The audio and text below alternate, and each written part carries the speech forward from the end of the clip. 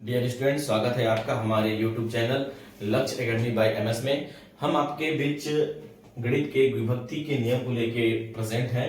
अक्सर ये देखा जाता है कि जब हम गणित सॉल्व करते हैं, गणित को सॉल्व करने के लिए आगे बढ़ते हैं, तो उसकी जो बेसिक चीजें हैं उनमें ही हमारी गलती हो जाती है, जिससे उसके अगला रूप जो है वो हमसे सॉल्व नहीं हो पाता। क्योंकि गणित को सॉल्व करने के लिए, एप्टीट्यूड को सॉल्व करने के लिए आपको ये 4 से 5 बेसिक चीज पता होना चाहिए। जैसे आपको जोड़ना पता होना चाहिए, जैसे आपको घटाना पता होना चाहिए, और गुणा पता होना चाहिए, और चौथा भाग करने पता हो। अगर ये 4 संख्याएं आपको पता है तो आपके बेसिक मैथमेटिक्स लगभग कंप्लीट होने के कगार पे पहुंच जाते हैं। और चौथा चीज होता है आपका पहाड़ा। पहाड़ा कम से कम 2 से 10 तक अनिवार्य रूप से आपको पता होना चाहिए, क्योंकि 2 से 10 तक जब तक आपको पहाड़ा पता ना हो तब तक आप गणित को सॉल्व नहीं कर पाएंगे या आगे की संख्याएं आपसे कंप्लीट नहीं होगी। मैक्सिमम आप जहां तक याद करें 20 से 25 तक याद कर लें, उससे आपकी संख्याएं और गणितीय अभिक्रियाएं जो सॉल्व करने में जो समय लगता है वो बहुत कम लगेगा। लेकिन अब 2 से 10 तक बेसिक है तो 2 से 10 तक जरूर याद करें। और एक चौथा होता है आपका विभक्ति, जो आप संख्याएं कर तो लेंगे, जोड़ना कर लेंगे, घटाना कर लेंगे, गुणा कर लेंगे, भाग कर लेंगे, और पहाड़ा भी याद है, लेकिन आपको जब तक विभक्ति के नियम नहीं पता है कि कौन सी संख्याएं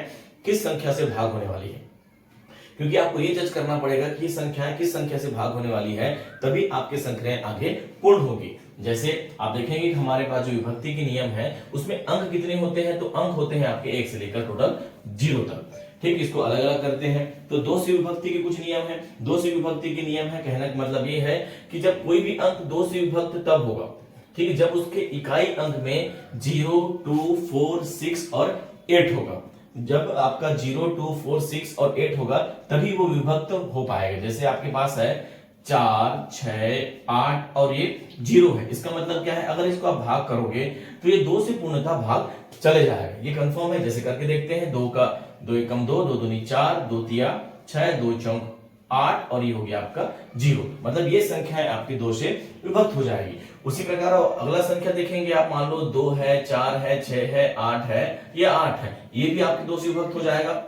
और कोई भी संख्या ले ले, मान लो 8 है, 4 है, 9 है, 6 है और 4 है, इसे आप साधारण तरीके से 2 से भाग करोगे तो ये पूर्ण रूप से आपसे 2 से भाग चला जाएगा। जैसे 2 का पहाड़ा पढ़ेंगे, 2 एकम 2, 2 दूनी 4, 2 तिया 6, 2 चौक 8, 2 चौक 8, ये पूरी तरह से खत्म हो गया। मतलब आपके पास शेष नहीं बचेगा। इसी प्रकार आगे बढ़ते हैं तो ये भी वैसे होगा, 2 दूनी 4 हो गया, फिर ये 2 चौक 8 हो गया, फिर 2 4 और ये आपका हो जाएगा 2 चौक 8 और यहाँ पे बचेगा आपका 1, तो 16 हो जाएगा।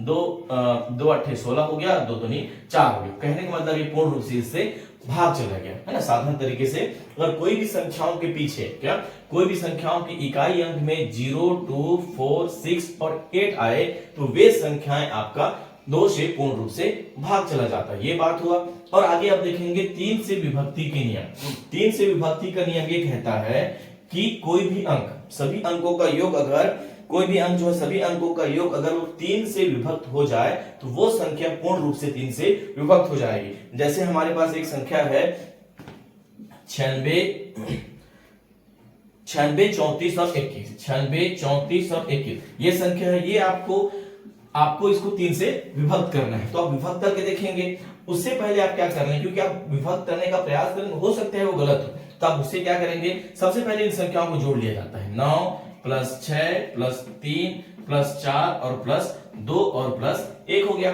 अब इसको जोड़ के देखते हैं तो 9 और 6 हो गया 15, 15 और 3 18, 18 और 4 22, 22 और 2 हो गया 21, 22 और 2 हो गया 22 और 2 हो गया आपका 24, 24 और 1 हो गया आपका 25। तो 25/2 करोगे, 3 करोगे तो आपको इससे ये जज हो जाएगा कि ये संख्या आपका 3 से भाग नहीं जाने वाला है। 3 से भाग नहीं जाने वाला है। एक और अंक ले लेते हैं। जैसे 2 3 से विभक्त हो जाएगा। जैसे कि आपके पास एक संख्या है 7 है, आपके पास 7 है, 5 है, 7, 5, 6, 8 और 4। अगर इसको 3 से भाग करके देखेंगे, करके देखते हैं कि भाग जाता है नहीं जाता।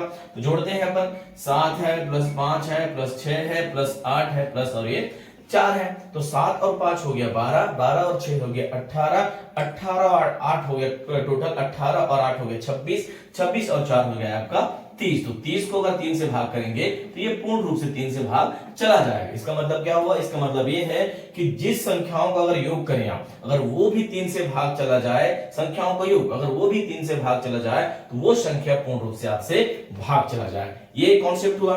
तीसरा कॉन्सेप्ट क्या कहता है, लगभग 9 का भी नियम वही है लगभग।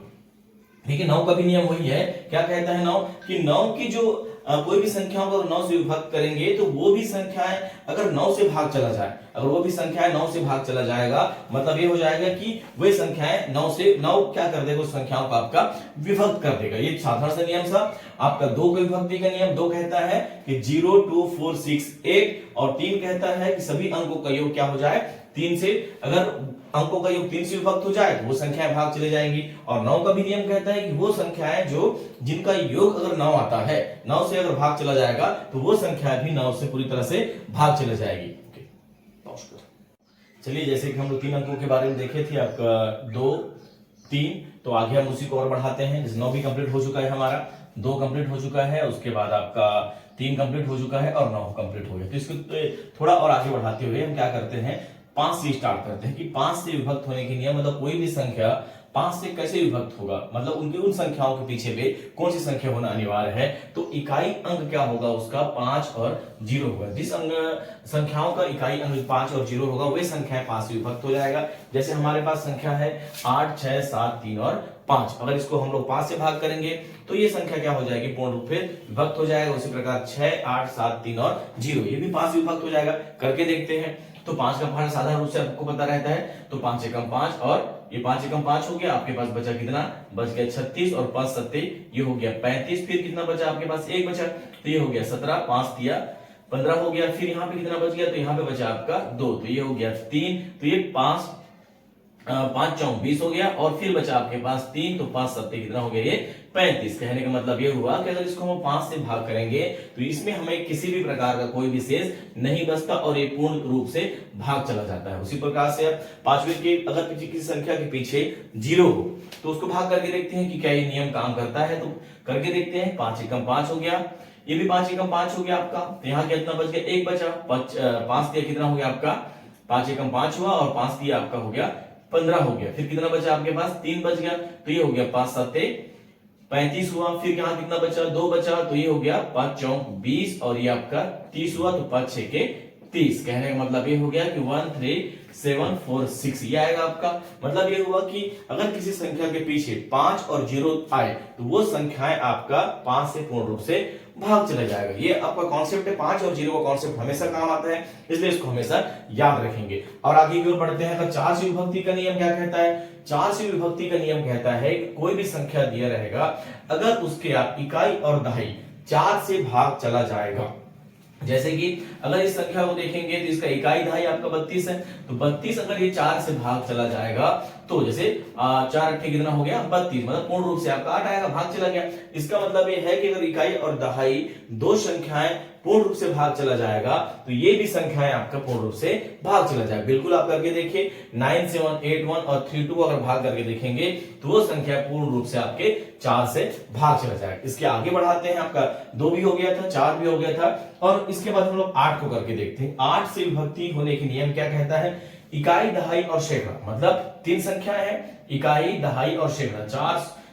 416 ये आपका हो गया 416। 416 को अगर हम 8 से भाग करें, 416 को अगर हम 8 से भाग करें तो ये संख्या पूर्ण रूप से अगर भाग चला जाएगा तो ये पूरी संख्या भाग चला जाएगा। जैसे 8 एकम 8, 8 पंचे 40 हो गया। आपके पास कितना बचा, 1 बचा, और एक और 6 क्या हो गया, 8 दूनी 16 हो गया। मतलब ये आपका 416 पूर्ण रूप से भाग चला जाएगा। तो ये संख्याएं भी आप भाग करके देखेंगे तो ये संख्या भी पूर्ण रूप से आपका भाग चला जाएगा। बिल्कुल करके देखिए, और जो भी समस्या होगा हमसे बात करिए, हम आपकी समस्याओं का समाधान फिर करेंगे। ओके।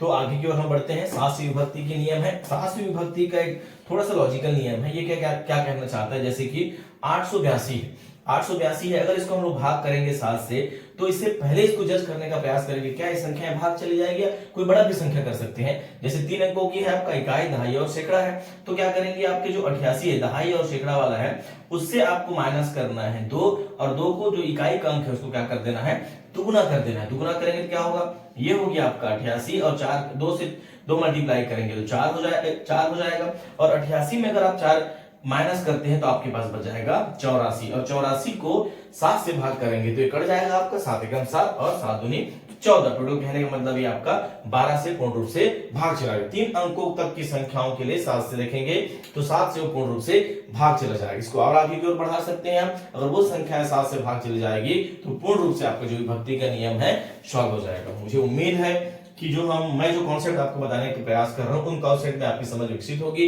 किसी प्रकार भी कोई भी डाउट हो, कोई भी समस्या होगा, आप मुझे हमारे YouTube चैनल मैसेज करेंगे और कोशिश ये करेंगे ये वीडियो आप शेयर करें, सब्सक्राइब करें और लाइक जरूर करें। ये प्रयास है, कोशिश ये रहेगा कि हम आपके साथ जुड़ते जाएं और अधिक से अधिक लोगों तक हम आप पहुंच पाएं। बहुत बहुत धन्यवाद।